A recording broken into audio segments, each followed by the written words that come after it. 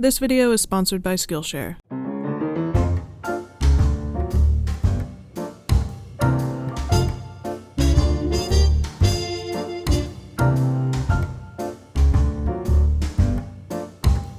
Today I'm showing you how to make these vibrant pink pickled red onions. To start off, you'll of course need some red onions. I start off by cutting off the tops and the bottoms of the onions, then peeling away the outer layer of the onion skin. Then I'm cutting the onion into slices. I like to keep the onion rings whole because I just think they look cooler that way once they're pickled, but really you can just slice your onions any way you like. From here, I'm just using my fingers to separate the onion rings before getting them into a clean jar.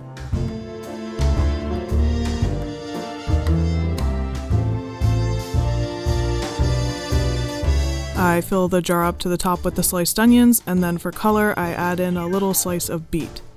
These are just the top trimmings of a beet that I've used in another recipe, and this will really intensify the color of the pickled onions. At this point, I'm also adding in a few peppercorns, and if you like, you can add in other flavorings. Some good options are fresh dill, sliced hot peppers, chili flakes, fennel seeds, cloves, or coriander seeds, just to name a few. Now for the pickling liquid. This is made up of a pretty simple ratio of ingredients, so you can easily increase or decrease the amount that you make depending on how many jars of onions you're pickling. For me, I'm combining 1 cup of water, 1 cup of vinegar, 1 cup of sugar, and a tablespoon of salt in a pot and getting that over medium-high heat. I'm whisking for a minute or two just until the sugar's dissolved, and once the pickling liquid comes to a boil, I'm removing it from the heat and pouring it over my sliced onions until they are all completely submerged in liquid. Then I'm just setting this aside at room temperature to cool. Once cool, which was about half an hour later for me, you can see that the onions are already starting to take on some nice color. If you were in a pinch, you could definitely serve and eat these now, but for best results, pop on a lid and set this in the fridge overnight. The next day, you'll see that the color of the onions has become super vibrant and the flavor will be much more pronounced.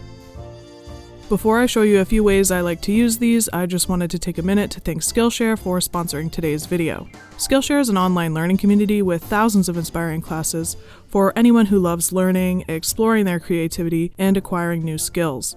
The classes available on Skillshare are a great way to invest in yourself and your personal growth. As someone who is constantly reconfiguring my own ideas about what success means to me, I've been really enjoying the class Discovering Success, 7 exercises to uncover your purpose, passion, and path.